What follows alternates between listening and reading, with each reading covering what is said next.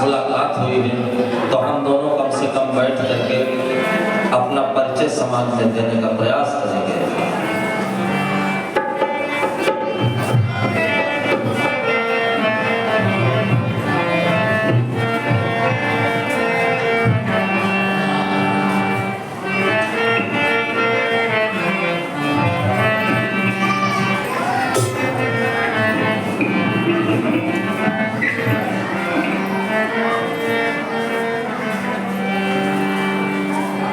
नहीं शिक्षित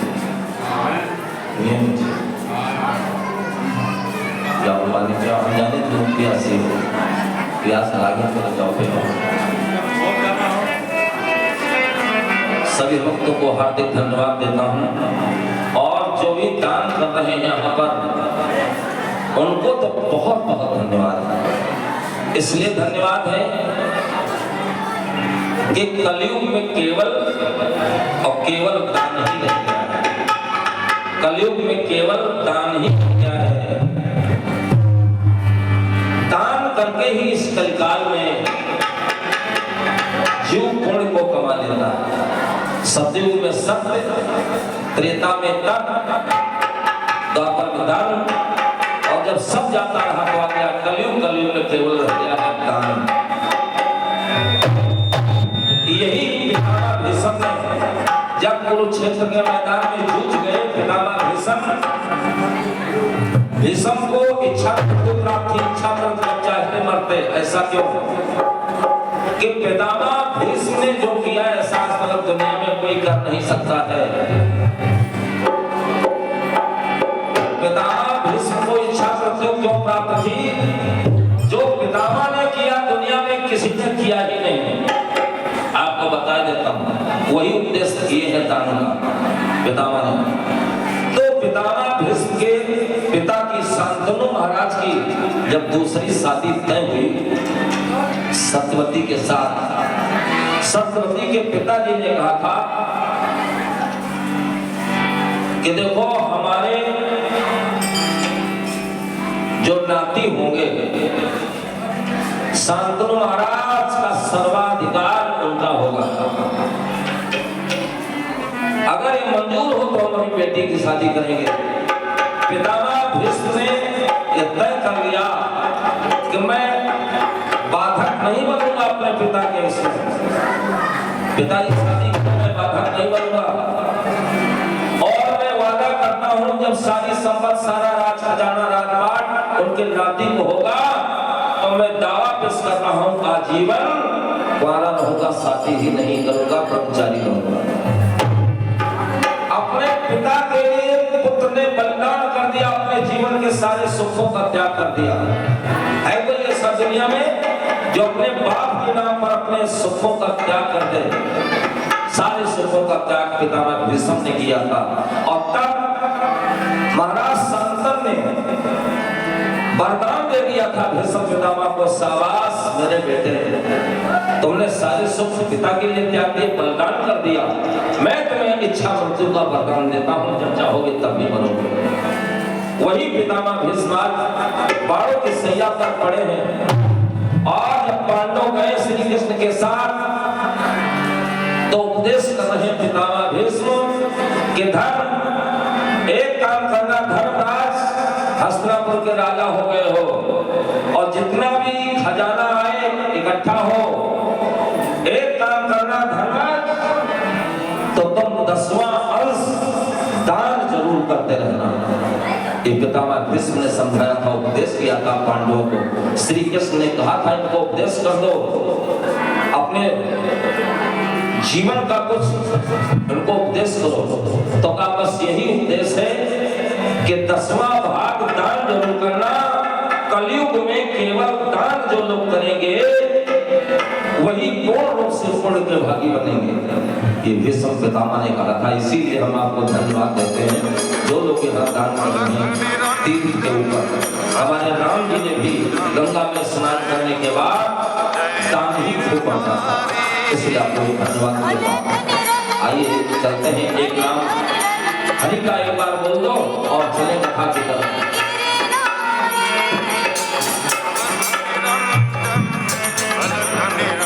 Hare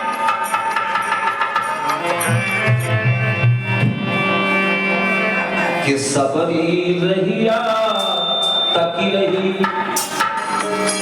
इंतजार में भगवान आते हैं, सबरी ने ही इंतजार किया था। सबरी रहिया तकी रही, सुबह आने प्रभु की लगी, ओ रामा रामा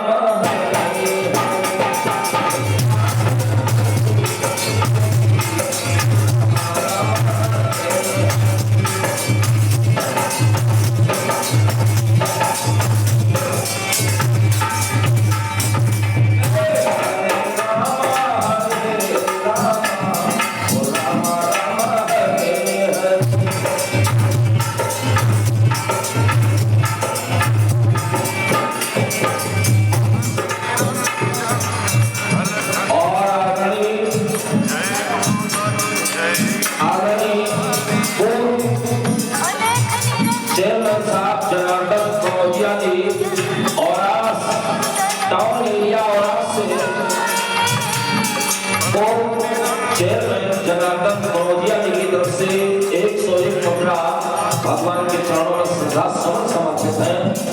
बहुत बहुत आपको धन्यवाद और भगवान आपकी मनोकामना पूर्ण करें। हरे कृष्णा हरे कृष्णा कृष्णा कृष्णा हरे हरे।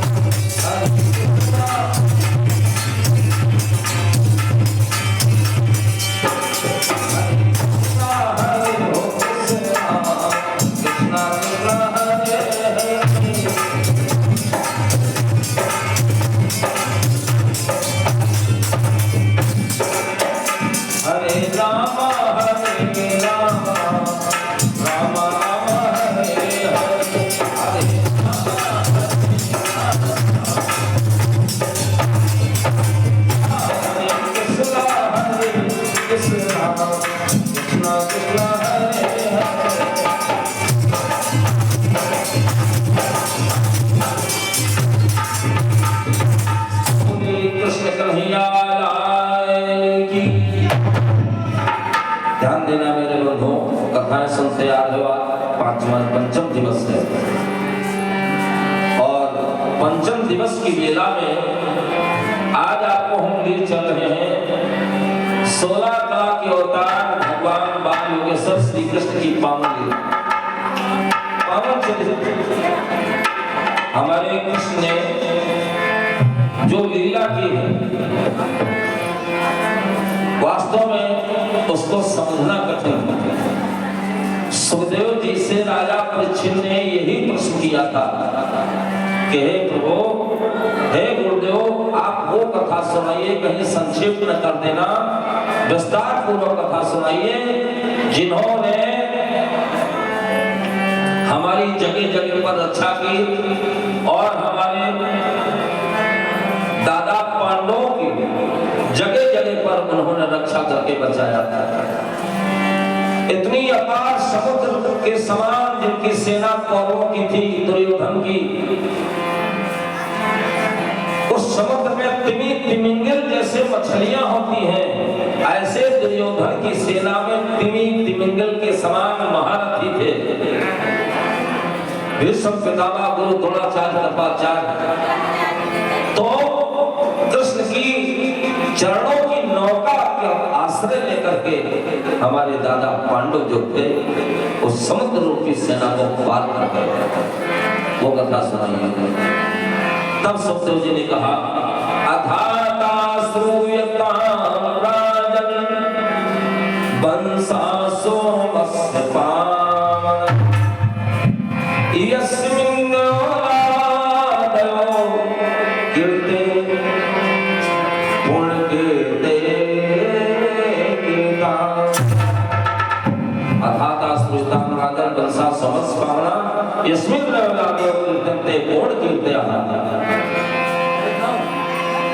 मैं तुम्हें चंद्रमा के पावन वंश की कथा सुनाता हूं जिसमें गोविंद का प्राकट्य होता है, हमारे कृष्ण जी का। लेकिन जब हमारे कृष्ण जी आए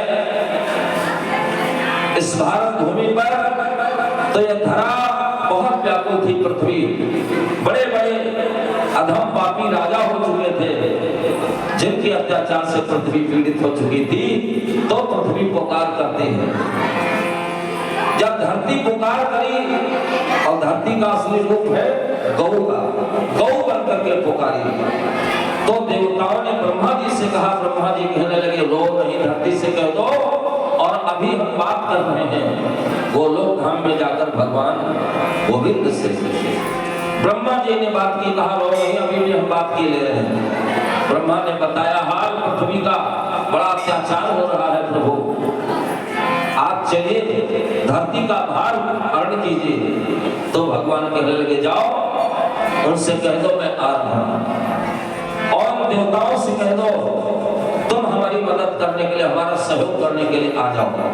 ब्रह्मा जी ने कहा देवताओं तुम अपनी स्त्रियों के साथ ब्रजभूमि में जन्म लो, सब भगवान कन्हैया के सखा बन जाओ, गोपगण बन जाओ। सबने वो जन्म ले लिया। भगवान के आने के रास्ता देखिए, भगवान भी आए। जेल में कारागार में भगवान का जन्म। ए भाई, आप थोड़ी सी मुसीबत आती घबरा जाते हो, लेकिन हमारे भगवान ने कितनी मुसीबतों का सामना किया है, कितना संघर्ष किया है। जन्म हुआ तो कैसी जगह, जेल में, जहां चोर बदमाश डाकू बंद किए जाते, जेल में भगवान का अवतार हुआ। माँ का दूध पीने किया, तुरंत गोकुल चले गए। गोकुल में उपद्रव हुई, कंस ने उपद्रव किए, तो गोकुल छोड़ करके नंदगांव में जाकर के बसे, नंदगांव में बसे। और केवल 10 दिन के थे कन्हैया जी, और तभी उनको मारने के लिए पुतना भेजी कंस ने। कहते हैं 10 दिन के जब फते कन्हाई, तब ही डूबेला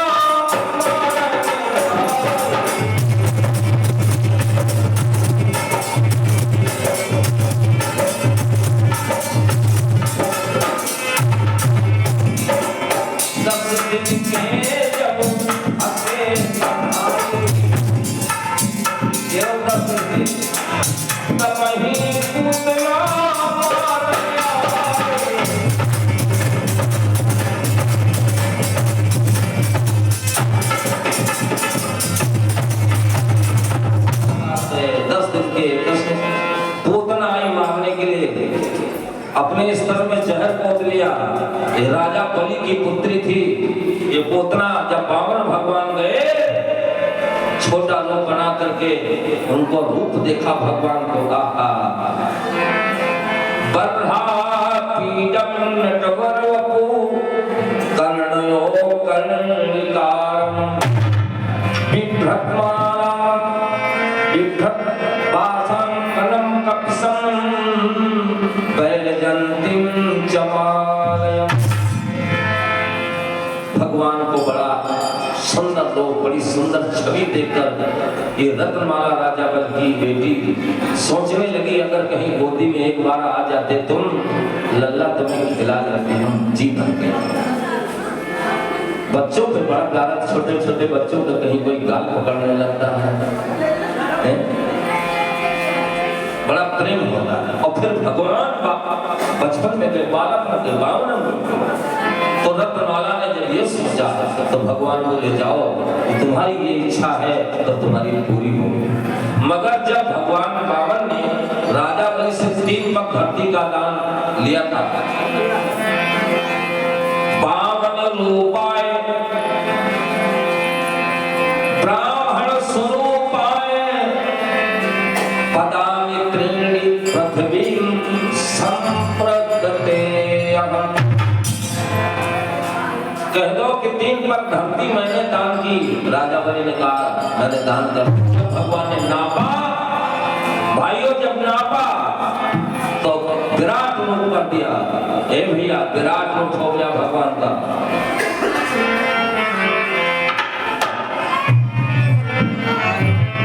कि अब बावन निज देह बढ़ाई, एक पग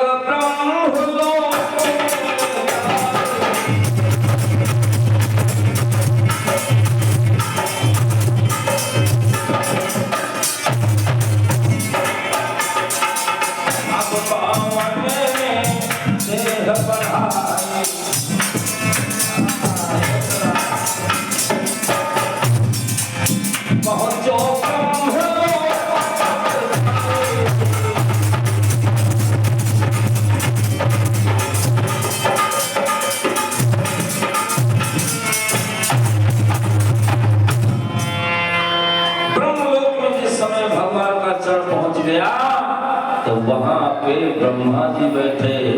ब्रह्मा ने समझा कि भगवान का चरण आया है, तो क्या किया ब्रह्मा जी ने, हे भैया बहुत ही पावन कथा है भगवान की, देखो ये पूतना कैसे आई थी, सुनिए जरा। तो ब्रह्मा ने क्या किया, धोइयो विधि चरण उछंगा, से भई जग पावनी गंगा। वही गंगा मैया है बाबा भगवान के चरण से धो करके बनी थी।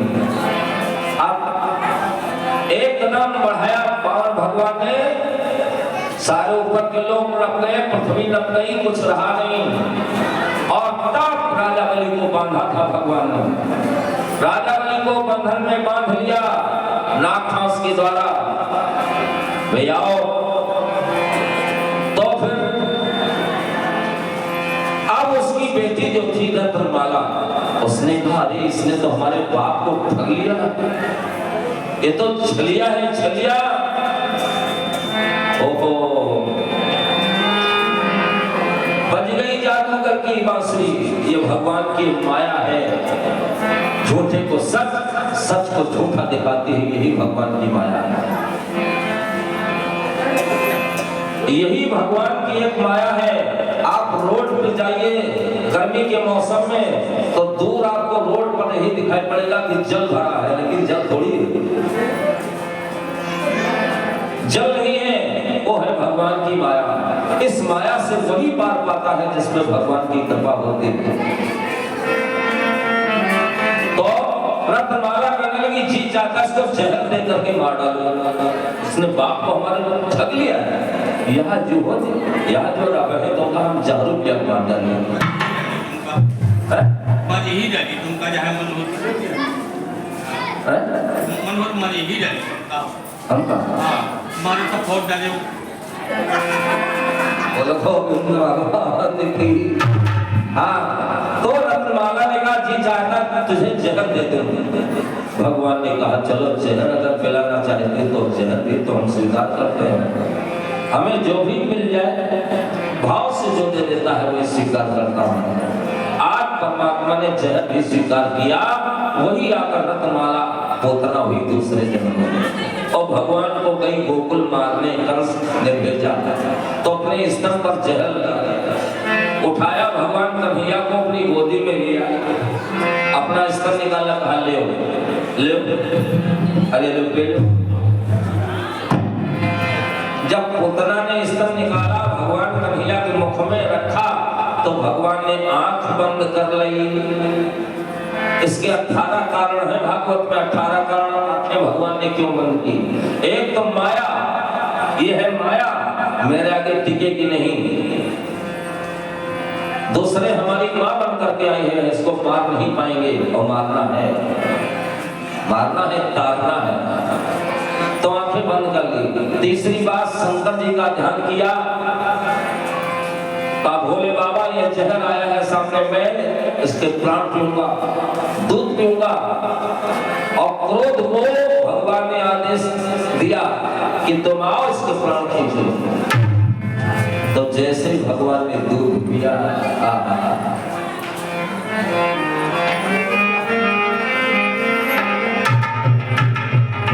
हर जैसे जैसे प्रभु दूध पिया तो इंद्रिय उसी विधि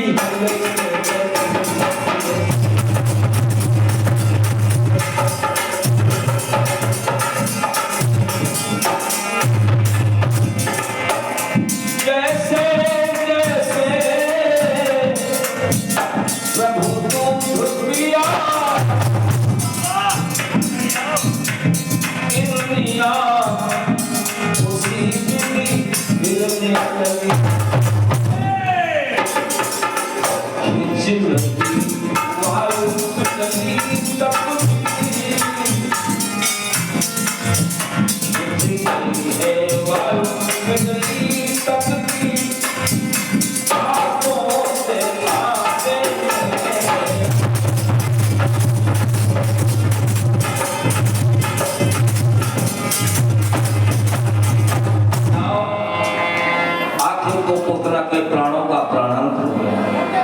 गई। ब्रजवासियों ने जाना, बूढ़े बूढ़े लोगों ने कि कोई आज पहाड़ टूट के गिरा। 18 किलोमीटर की लंबी पूतना गोकुल में पड़ी है। यशोदा मैया गई थी जल भरने जमुना जी, और जब लौट के आई तो कन्हैया नहीं मिले तो बहुत रोई, बहुत तड़पी। माताओं को अपने बच्चे पर बड़ा मोह रहता था। तो आज यशोदा मैया मारी मारी घूम रही, दौड़ी दौड़ी मेरो लल्ला कहाँ गए। सारे गोकुल के जितने लोग थे सब दौड़वाने लगे, हाय बूढ़ी मैया को लाला खोएगा, प्रसाद लेते जाओ, सभी दानकर्ताओं को प्रसाद देते जाइए। बहुत बहुत धन्यवाद। जो भी आज तीर्थ स्थल पे दान कर रहे हैं उन्हें मैं धन्यवाद देता हूँ। मेरे बंधुओं सुनिए, तो सभी वहां के जितने भी सखा थे, सारे बच्चे आज यशोदा मैया के साथ खुजवा रहे हैं, और तब तक पोतना की छाती पे भगवान बैठे थे। असली रूप आई थी सुंदर बन करके, श्रृंगार करके, लेकिन आज असली राक्षसी रूप प्रकट हो गया। देखो, पहले रूप बनाते थे माया का, पहले माया से रूप बनता था, और आज रूप कहाँ बनता है? ब्यूटी पार्लर से। लेकिन असली उड़ रहे, असली ही जाएगा। आप जो ने ब्यूटी पार्लर से निकले तो पसीना अगर आवे तो कब पसीने ना पसीना हम तो मतलब अच्छा तक पहुंच जाए, लेकिन ये क्या करिए? वो इस तरह के हैं, ओ माय गॉड, गर्मी हो रही है। मुंह ना धोइए, पूरा दिन बीत जाइए, गंगा कसम। अब मुंह जहाँ घोल रहे फिर उससे असली वाला कलर। बोलो गोविंद भगवान की। तो यशोदा मैया ने अपने बालक श्री कृष्ण को पाया और बहुत बड़ा जौनार किया, भंडारा किया, बड़े बड़े उपद्रव कंस ने किए, बड़े बड़े राक्षस सत्यासुर भेजा, अगासुर भेजा, रावण भेजा, सारे राक्षसों को भगवान ने मारा। इसके बाद पौगंड अवस्था आई 6 वर्ष की, जब भगवान हो गए। बचपन में तो भगवान ने माखन लीला की, माखन की चोरी कोई भूख नहीं था, भगवान माखन चोर कहलाए। इसीलिए ये गोपियों का हास्य विनोद था। जो ध्यान धन के बुलाती थी तो भगवान उनके घर जाते थे। अब जब भगवान 6ठे वर्ष में पहुंच गए, और एक बात और बता दे, जब ब्रज में माखन की चोरी भगवान ने की है, माखन चोर बने, तो कन्हैया जी ने एक ही बात मैया यशोदा से कही थी कि मैया एक बात बता दो, उलहना तो तेरे पास आए रहो, और ये उलहना कौन लेके आता था? बूढ़ी बूढ़ी नहीं, बहुएं जो घर से नहीं निकलती थी। कृष्ण के दर्शन सब करते थे, लेकिन बहुएं नहीं कर पाती थी, तो अपनी सासों से कहती थी, और मैया आज बोल यशोदा को लाला आयो और माखन खाए गयो, मटकी फोड़ी। अब उलहना अगर तुम देने जाओगी, सासू कहने लगी हाँ हम देने जाएगी, तो मानेगी नहीं रानी। तो तुमने देखा है, तुमने दही जमाया, तुम्हारी मटकी, तो तुम ही लेके जाओ। तो लहना बहुएं देने आती थी, इसी बहाने से कृष्ण के दर्शन करते थे। अब सुनिए, तो लहना संसद की यशोदा परेशान हो गई, एक काम और करना, इस बात से शिक्षा लेकर के जाना, तुम्हारे घर में बच्चे हो तो बच्चों पे ताड़ना रखना। ताड़ना बहुओं गुणा, लालना बहुओं दोषा। अगर दुलार करियो लड़कन से तो फिर समझ लो खराब हो जाएंगे, दुलारन में खराब हो जाएंगे। अगर ताड़ना, और हमारे भैया ये 11 रुपए राजेंद्र भैया शिवकश कड़लवासी हैं, बहुत बहुत धन्यवाद। और तो ध्यान देना मेरे बंधुओं,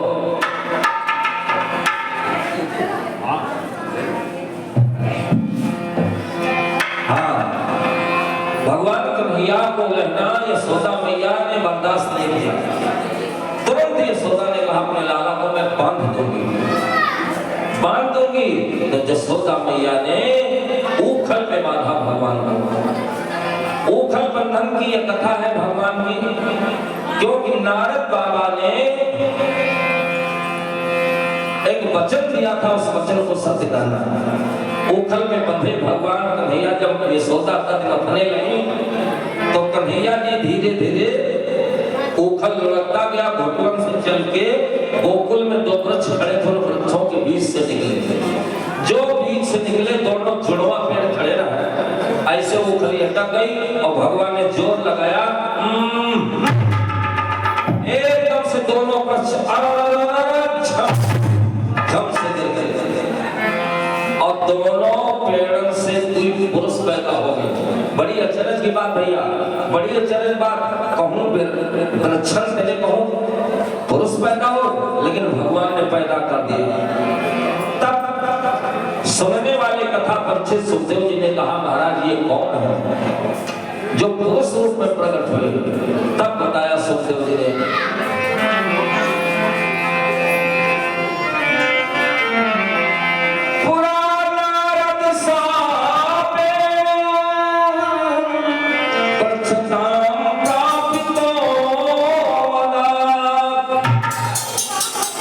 नल ऊपर मणि दिखा तो